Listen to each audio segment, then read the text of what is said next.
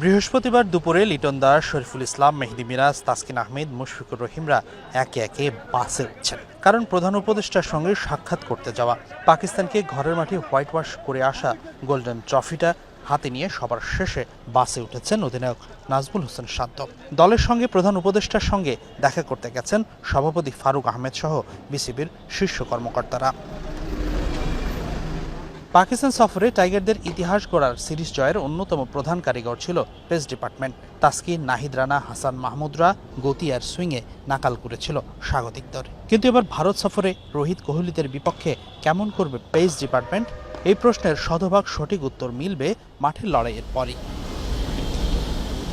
কিন্তু বাস্তবতা বলছে ভারতে পেসারদের জন্য কঠিন সময় অপেক্ষা করছে।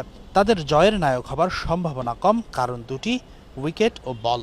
ভারতের উইকেট সাধারণত ব্যাটিং ও স্পিন সহায়ক, বিশেষ করে চেন্নাইয়ের চিপক স্টেডিয়ামের পিচের কথা সবার জানা। এই ধরনের উইকেটে প্রথম 2 দিন হবে ব্যাটারদের জন্য স্বর্গরাজ্য। তৃতীয় দিন থেকে বাড়তি সহায়তা পাওয়া শুরু করবে স্পিনাররা।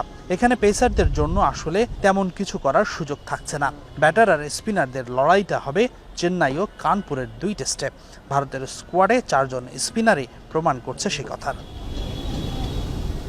তাই তো ভারত সিরিজে টাইগারদের একাদশে 3 জন স্পিনার আর 2 জন পেসার থাকার সম্ভাবনাই বেশি।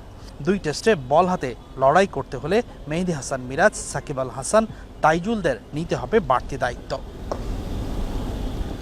সেই সাথে কোকাবুরার পরিবর্তে এই সিরিজ হবে এসজি বলে, যে বল সবসময় বাড়তি সহায়তা দেয় স্পিনারদের।